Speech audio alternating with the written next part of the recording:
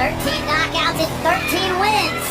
Oh, the shot down the inside. Oh, what a right hand! This is over! Muntik mapatay ng Pinoy ang kalaban nito, kaya palakpakan talaga ang napakaraming mga Amerikano na nanunood sa venue. Pino fire in round number 3. Download the Probox TBA history.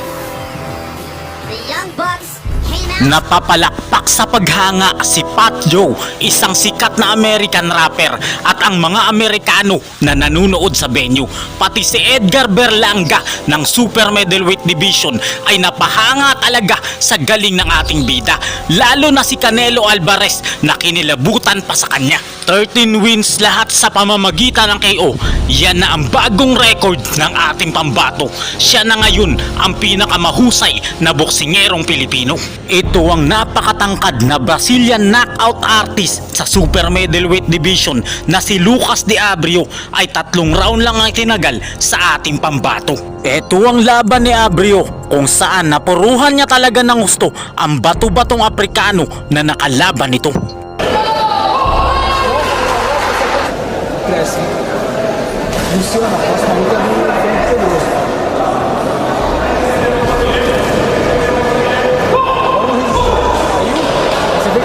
Pero pagdating po sa ating kababayan, kahit gaano pa katindi ang kanya mga galawan, ay nagmukha siyang mahina at mukha siyang nahimatay sa kanilang laban. Kinawawa ng Pinoy at halos mamatay ang Brazilian na boksingero. Kaya naman palakpakan talaga ang lahat ng mga Amerikano, mga celebrity at boxing legend na nanonood sa venue.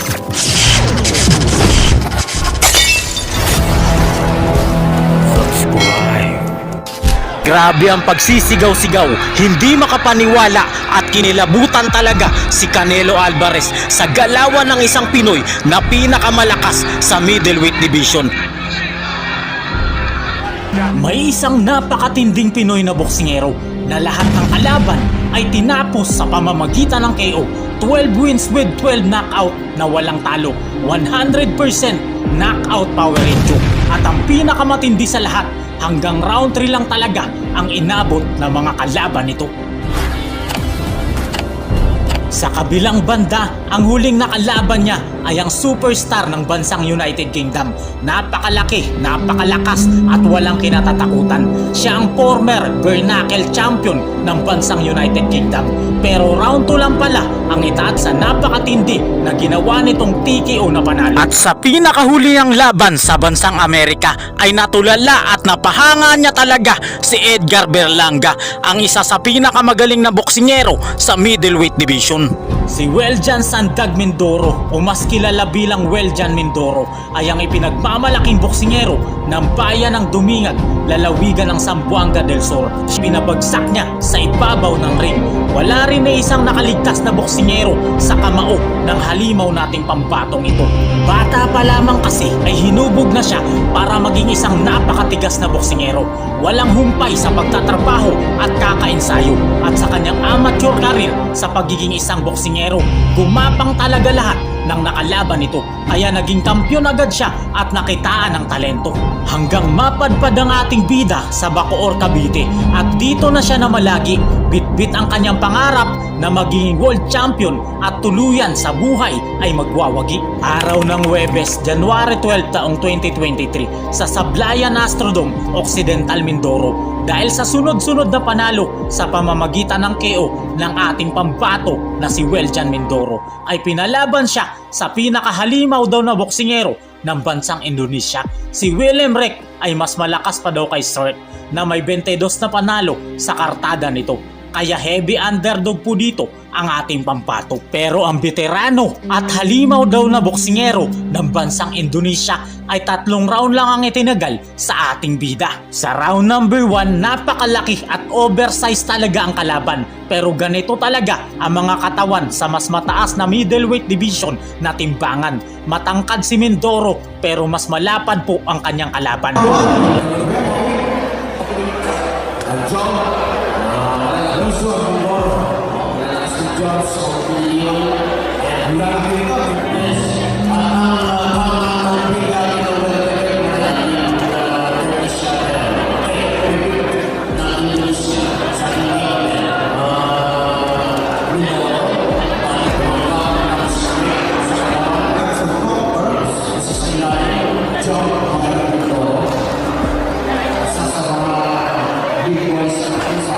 160 pounds, 160 po na nasa percent at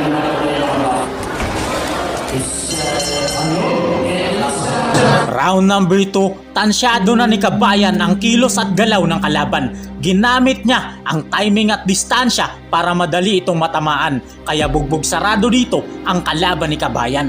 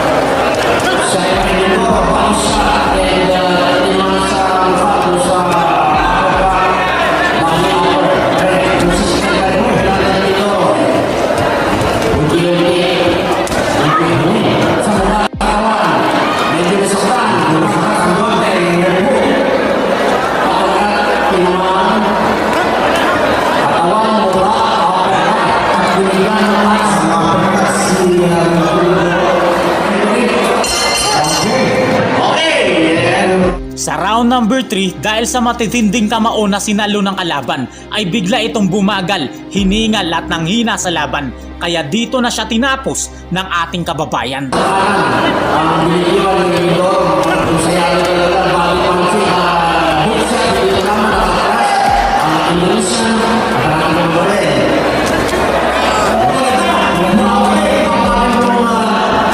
Indonesian fighter, ay sa mga sa ating boxing.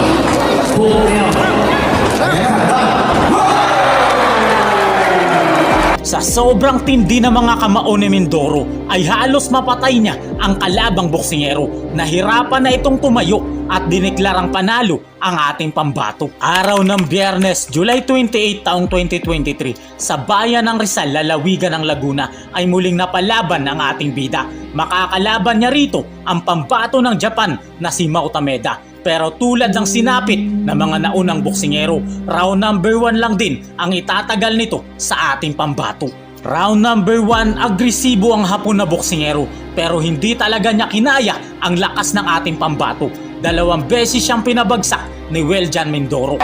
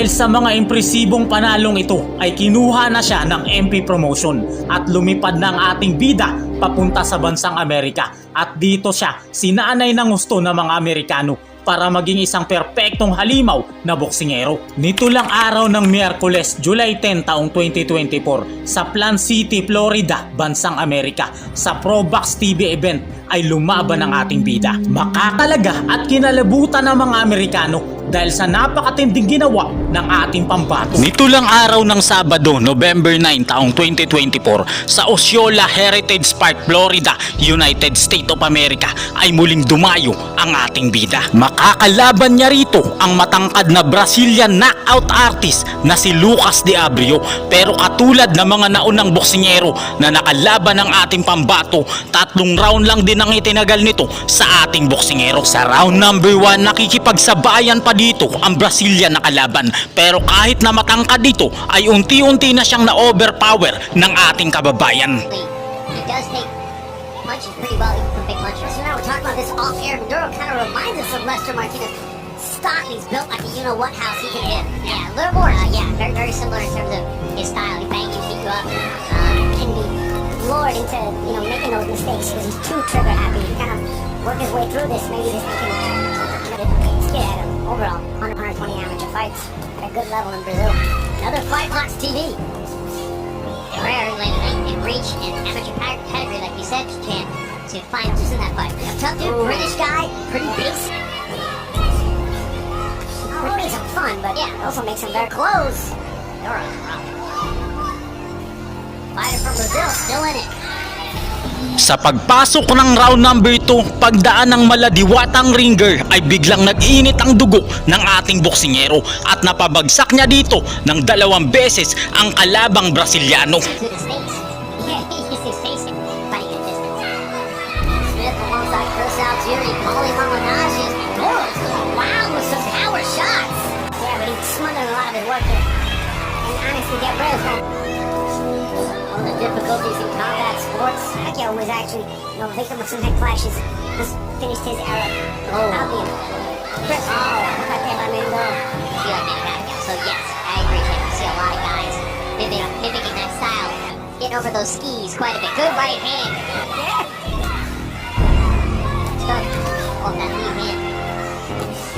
Oh, for some reason I hear Teddy Atlas. He close your eyes and hit the guy. Oh, big right hand and down. Yes, I'm missing. He gets hurt. Very, very smart. Oh, couple extra seconds. Mandoro trying to swarm another knockdown.